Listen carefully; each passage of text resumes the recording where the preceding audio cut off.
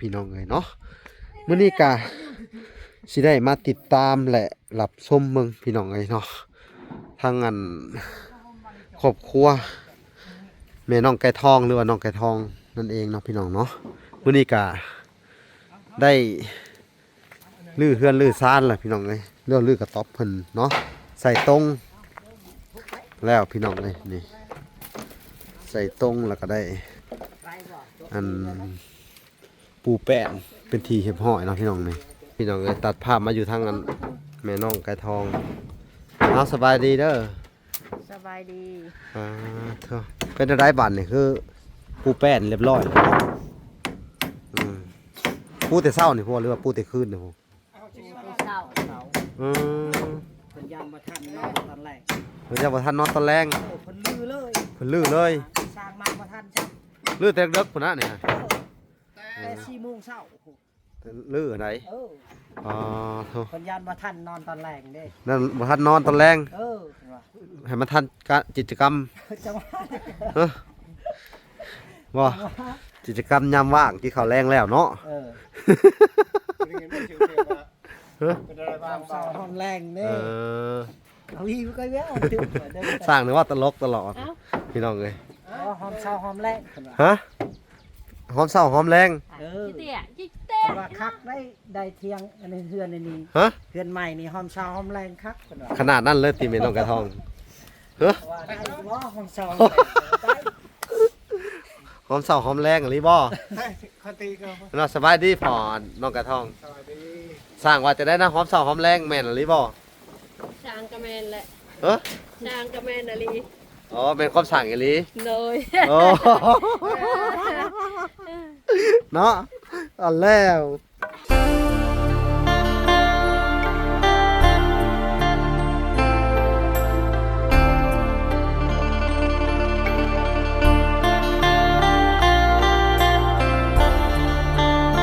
โอเคพี่น้องเลยเนาะ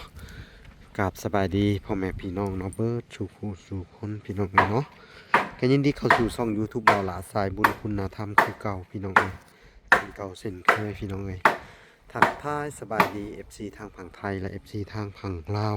และ FC ทางต่างประเทศนำเด้อพี่น้องเอ้ยเนาะมื้อนี้ก็สิได้มาติดตามและรับชมเบิ่งพี่น้องเอ้ยเนาะทางอันครอบครัวแม่น้องไก่ทองหรือว่าน้องไก่ทองนั่นเองเนาะพี่น้องเนาะมื้อนี้ก็ได้ลื้อเฮือนลื้อซานล่ะพี่น้องเอ้ยลื้อกระต๊อบเพิ่นเนาะใส่ตรงแล้วพี่น้องเอ้ยนี่ใส่ตรงแล้วก็ได้อันปูแป้นเป็นทีเห็บห้อยเนาะพี่น้องนี่ปูแป้นแล้วเพิ่นเนาะเนาะพี่น้องใส่ตรงเข้าไปเนาะแล้วก็ปูแป้นเข้าไปครับโอ้โธ่ใหญ่ออกระบาดเลยเนาะคือว่ากว้างแท้ขักเนาะบาดนี่เสร็จแล้วต่อบัดนี่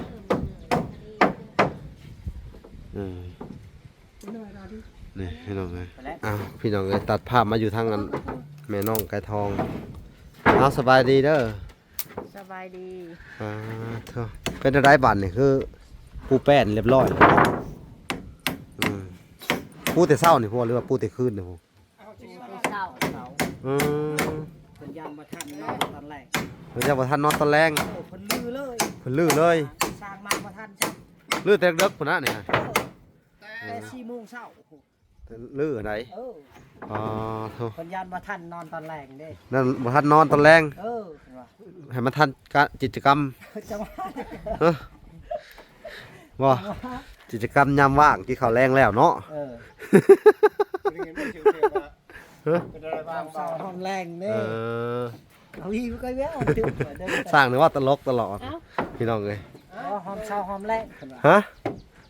หอมเศร้าหอมแรงเตี้ยจิ๊กเต้ว่าคักได้เที่ยงอันนี้เฮือนอันนี้เฮือนใหม่นี่หอมสาวหอมแรงคักขนาดนั้นเลยตีแม่น้องไก่ทองได้บ่หอมสาวหอมเศร้าหอมแรงหรือบ่คันตีก็น่าสบายดีพอน้องไก่ทองสบายดีสร้างว่าจะได้นะหอมเศร้าหอมแรงแม่นหรือบ่จางกระแมนแหละจางกระแมนอะไร อ๋อเป็นความสั่งอีหลี โดย โอ้ เนาะอันแล้วแสดงว่าอันรีบพากันลื้อแต่เด็กๆนี่ยันบ่ทันเช้าบ่ทันตอนแรกอีหลีเด้อนี่เนาะ เออ สร้างว่าแม่นอีหลีเพิ่นว่าเนาะ สร้างมาบ่ทันจังหวะ แบบว่ายังบ่ทันนอนตอนแรกเนาะ โดย อืมแม่นแล้วพี่น้องเอ้ยถ้าบ่มีบ่นอนก็ต้องนอนในขี้ดินเนาะ โดย แม่นบ่ โดย อืม เอามาทานหันนอนขี้ดิน อ๋อบัดสร้างอันสร้างกับเจ้านี่เว้าอันน่ะคนละแนวกันเนาะสร้างว่ายังบ่ทันกิจกรรมอิหยังก็บ่ฮู้ออกกำลังกายยามว่าง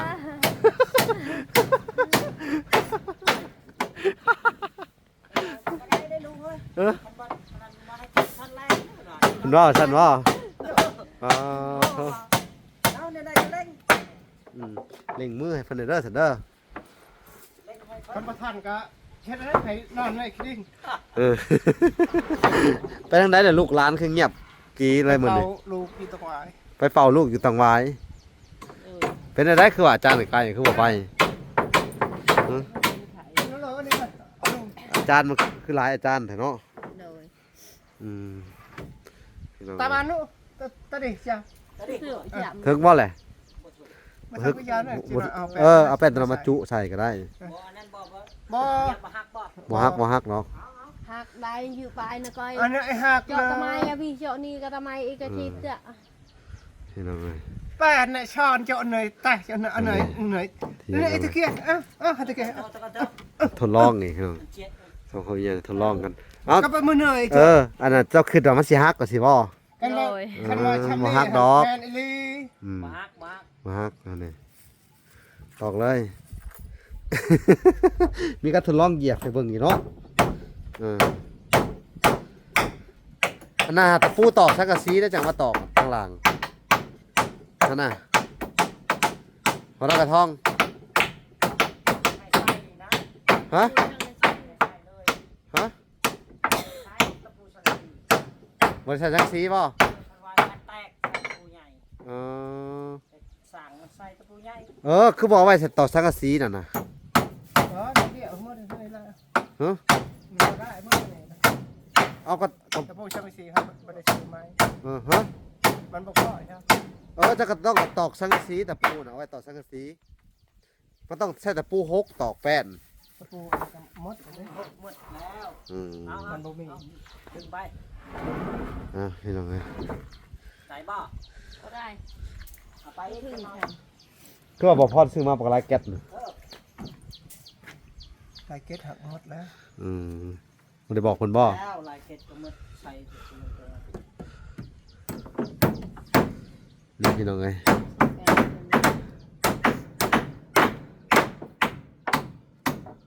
ไม่รถชามเอ้ยแองพ่นสิตกนี่ แม่นว่าเพิ่นสิตก นี้หันมันเลือด มันตกนี่สิได้ตื่นสิห้างเลยตอนแรก มันนั่นน่ะได้ ก็ยังไป พี่น้องเอ้ย เก็บไปน้อยๆ สมมุติก็เริ่ม ปูแป้นมาเบิ่นแล้วอันนี้พระได้ตอกว่าทางไหนตอกเบิ่นแล้วบ่อืมสบายแล้วบัดนี้เนาะ ไปท่อง ใช่บ่สบายแล้วบัดนี้เนาะแป้นอย่างดีเลยเนาะ โดย โธ่พี่น้องเอ้ยอันนี้ก็เป็นเฮือนหลังหนึ่งเด้นี่นั่นบ่หรือว่าเศษเฮือนครัวบ่ต่อไปนี่ บอก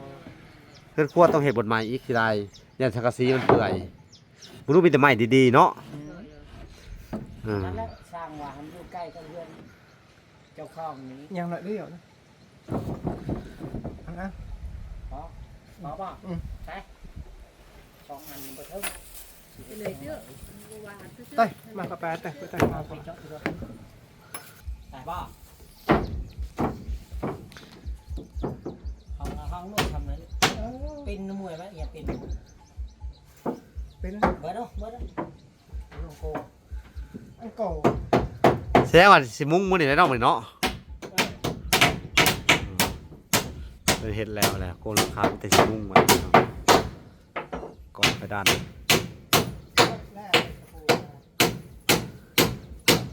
ไปเชื่อไหม นี่พี่น้องเอ้ยเป็นจังได คือว่าได้ข่าวว่ามานก็ถึกเลขบ่ โดย อ๋อถึกหลายบ่ ถึง5,000 มาได้นี่มานเนาะคือว่าถึกเลข2เทื่อบ่เขาว่าแม่นบ่ โดย อ๋อ ถึกแล้วก็5,000กีบ ถึกเทื่อละ5,000กีบเนาะ โดย แสดงคำคูณได้นี่มานเนาะ โดย เออโดยคักอะลีสนะอ๋อนี่พี่น้อง ผู้ช่างก็ถึก5,000 ผู้สร้างกระทึกอีก โดย มานเนาะแสดงว่าคูณเนาะอยู่นี่เนาะ โดยทำทุนแล้ว อืมดีแหละเนาะ โดย ดีมกดีใจนำเด้อพี่น้องไงอ๋อโทษเพิ่นก็เฮ็ดแกสิแล้วแหละแท้ตั้งแต่มาอยู่นี่เพิ่นก็คำคูณขนาดเดินนั่นนี่เนาะ โดย อยู่เย็นเป็นสุขเนาะ โดย ถึงฮอดเลขฮอดเบอร์ถึงหวยพี่น้องไง โดย วันหน้าสิมีหยังเนาะวันหน้าเนาะวันหน้านี่สิมีหยังวะ มีอยู่หรอก มีอยู่บ่ โดย กูมีเงินกูมีเงิน ดี กูมีเงินพี่น้องเอ้ย น่ะ เออให้คำคูณอยู่ โดย อืม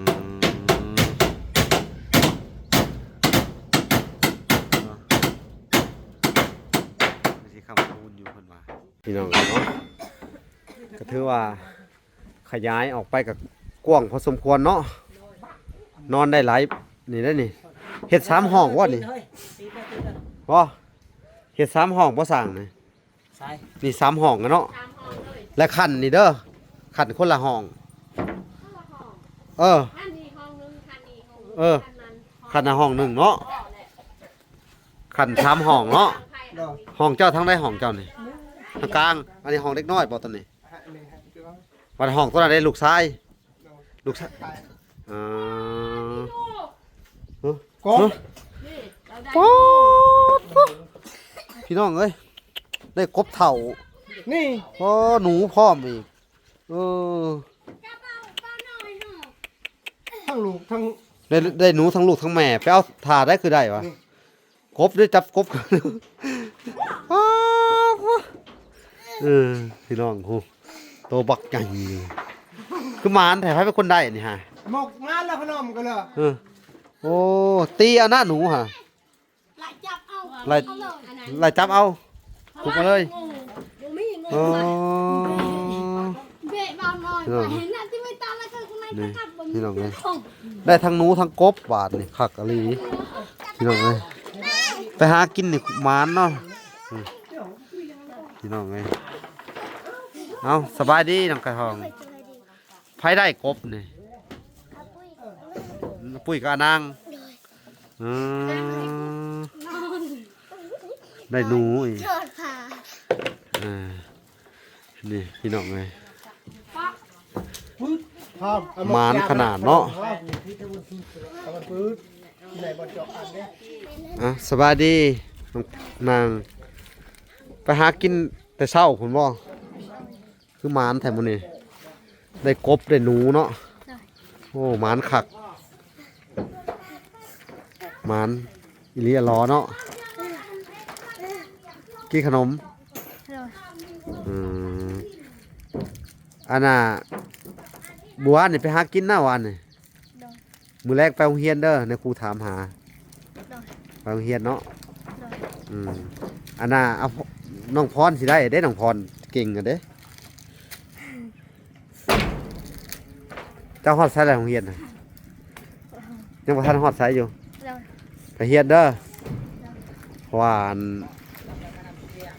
นเพิ่นให้ไปเพิ่นว่า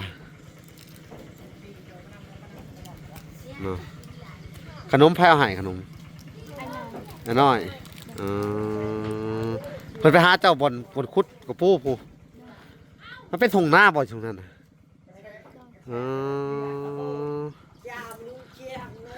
นี่พี่น้องเลย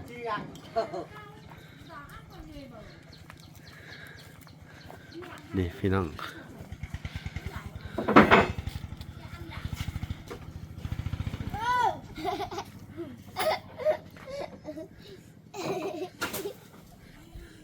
มีความสุขเนาะ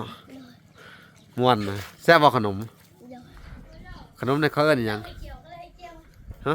ภาษาเจ้าห้องกันหยังขนมโอ้โหขนมคือกันเนาะไปเฮียนฮอดอันน่ะฮู้หรือว่ากอเฮียนวานเฮียนเป็นจังได๋ผลการเฮียนฮะยังบ่ฮู้เลย เป็นแล้วบ่นี่กอไก่เป็นหรือยังกอไก่ยังบ่เป็น ไปนรกค่ะเป็นหรือเปล่าถามนึง เป็นแล้วบ่เอามาท่องดูใช้บุกหนังสือจะเอามาเบิ่งดูเอามาเบิ่งดูเอาไว้เอามาให้เบิ่งดูพี่น้องเอ้ยสิเบิ่งผลการเรียนของเพิ่นก่อนพี่น้องเอ้ยบ่เห็นบ่อ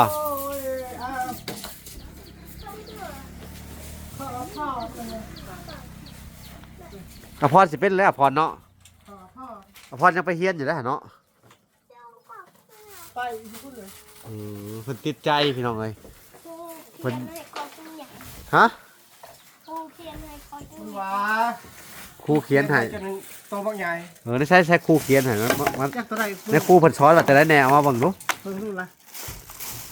ไม่ใช่ในครูสอนว่าแต่ไหนโมเมนต์ปึ้มเจ้าแหล่ๆเนาะแม่นว่าตัวน่ะ แม่นมาตัวนี้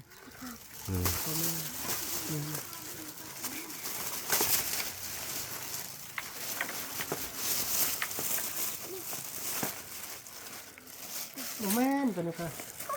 พูดนั่นแหละอ่า ขาพานนะว่า และตรงนี้ พิมพ์แล้วบัดนี้เนาะลืมปึ้มเจ้าของแล้วบัดนี้ตรงกระทอง โอ้มันเอาไว้อยู่ ผมเห็นแล้วบัดนี้เนาะ ไม่ได้ตังอากาศเจ้า ด่า กระทองมาดาว มัน มันอยู่ตาราง โอ้อยู่ตารางเนาะสอนบทเรียนแหละพี่น้องไอ้บ้านนี่เอามื้อแรกไปเรียนคือเก่าเด้อตั้งใจเด้อพี่น้องเอ้ย ว่ามันบ่มีปุ่มแบบ นี่พี่น้องเอ้ยตัดภาพมาอยู่ทางน้องปุ้ยคนอ๋อได้หนูแหละพี่น้องควรหนูบ่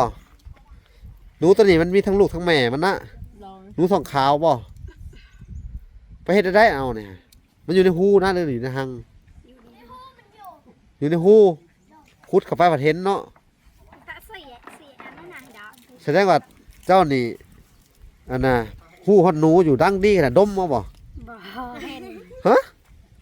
เน้นที่มันมีคือแบบจิหลอด อ๋อมันมีเป็นควาย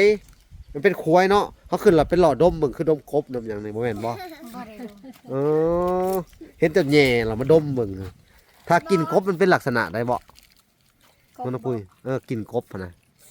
มันฮู้ๆว่าเฮาแบบไปหากบน่ะ แบบกินแปลก กินแปลก ๆเลย ๆพอบัดกินหนูนี่ได้ซะสาบๆบ่ถ้าแย่เข้าไปมันถึกกินหนูนี่นะฮะ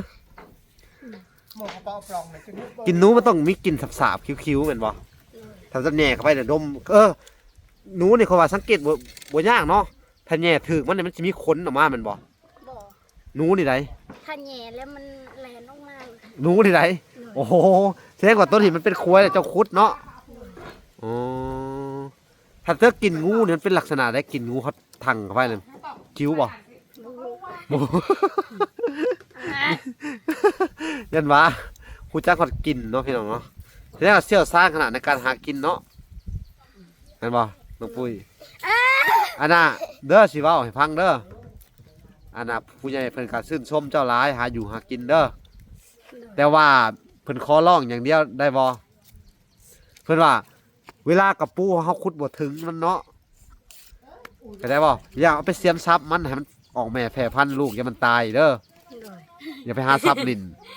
เพิ่นเบิ่งเพิ่นว่าโอเคอยู่เพิ่นว่าแต่ว่าบอกน้องเพิ่นเด้อเพิ่นว่าเด้ออย่าไปหาซับให้มันตายคาหูคาหยังถ้าเฮาเอามันบ่ได้ก็ปล่อยเนาะแม่นบ่กันแบบทุกเจ้าก็สิได้อันน่ะกินต่อไปเนาะมันก็สิออกแม่แพร่ลูกให้ทุกเจ้ากินต่อไป แกะนะ พี่น้องเอ้ย จออะไรกาบ วันนี้สิทั้งไข่ปิ้งบ่วันนี้ เลย หมากับหมานขนาดเนาะมาหอนเฮือนแล้วก็ไหลคุบในมือนี่เนาะ มาบ่ได้ไป หมาเจ้าหมานบ่หมาตัวนี้ฮะ อันโดยเพิ่นว่าพี่น้องเอ้ยพามันไปหาหนูเคยได้บ่หมาตัวนี้ เคยได้ เนาะมือคือบ่พามันไปนํเลยพอได้ขวัดเพิ่มอีกจัก ได้ไป 2-3 โตเด้มันมานมันอยากดมเหมือนเนาะ ลูกมันจักโตลูกมันนี่เออลูกมันบ่มานบ่ถ้ามามานค้อนได้จักโตฮะ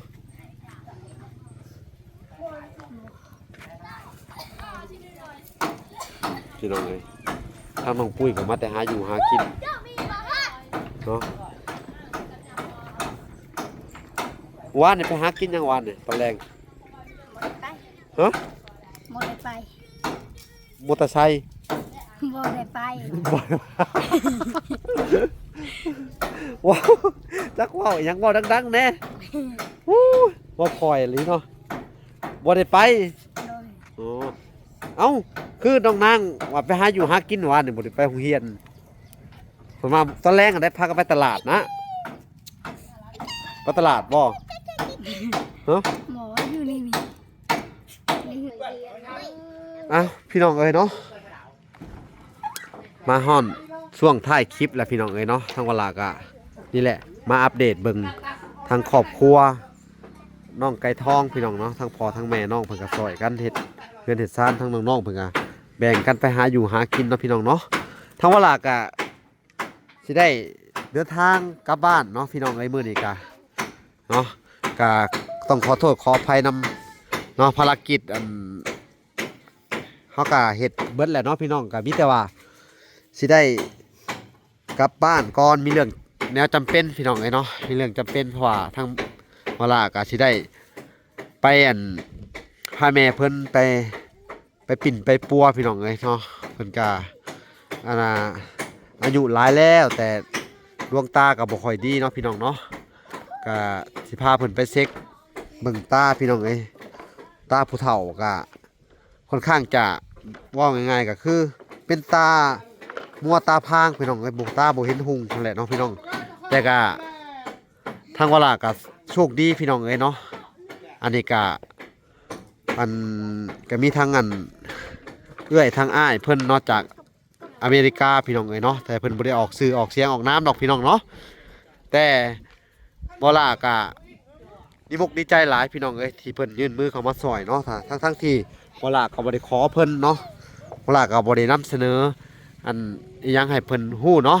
บังเอิญเนาะว่ามื้อนั้นเนาะมื้อที่เวลากลับบ้านมื้อนั้นก็เพิ่นก็เจ็บตาเวลาก็กลับบ้านไปแล้วทั้งเอ้ยเพิ่นก็โทรมาลิ้นน้ำก็เลยเห็นพอดีเลยพี่น้องเอ้ยเนาะก็เลยว่าเวลาก็บอกเพิ่นว่ามาเยี่ยมมายามแม่บ่สบายหยังประมาณนี้เพิ่นก็เลยได้คุยกับทางแม่เวลาเนาะพี่น้องเพิ่นก็เลยสงสารเนาะทางอ้ายทางเอ้ยเพิ่นก็เพิ่นสงสารเอ็นดูเมตตาพี่น้องเอ้ยเนาะทั้งแม่วลาและครอบครัววลาก็ต้องขอบคุณเด้อเอ้ยอ้ายเนาะจากทางอเมริกาพี่น้องเอ้ยหรือว่าทางUSA เนาะผู้ที่เพิ่นสมทบช่วยเหลือทางครอบครัวน้องไก่ทองนั่นแหละพี่น้องเอ้ยสิเป็นไผไปบ่ได้เนาะนอกจากเพิ่นเนาะก็ขอให้เพิ่นอยู่ดีมีแฮงพี่น้องเอ้ยเนาะความเจ็บอย่าได้ความไข้อย่ามีเด้อเอ้ยอ้ายเนาะที่ช่วยเหลือครอบครัววลานำเนาะเพิ่นก็บ่ได้ซอยตั้งแต่ครอบครัวยากจนเนาะพี่น้องเนาะทางสายบุญเพิ่นก็ซอยคือกันเนาะทางวลาก็เนาะก็ที่จริงก็บ่ได้ร่ำบ่ได้รวยอีหยังดอกพี่น้องเอ้ยก็ต้องขอโทษขออภัยนำเนาะเฮือนชานก็เนาะผุพังคือกันแหละพี่น้องเอ้ยแต่ว่าเฮาก็บ่ค่อยได้ถ่ายเบิ่งเฮือนเนาะถ่ายเบิ่งเฮือนเบิ่งชานเนาะเพิ่นเฮาก็ย่านถูกด่าเนาะถูกดราม่าเพราะว่าเขาเป็นสายบุญต่อยกับสิว่าถ่ายหาช่วยเหลือครอบครัวเจ้าของอีหยังประมาณนี้แหละพี่น้องเนาะเพราะว่าเนาะเขาก็ถ้าบ่จำเป็นอีหลีเขาก็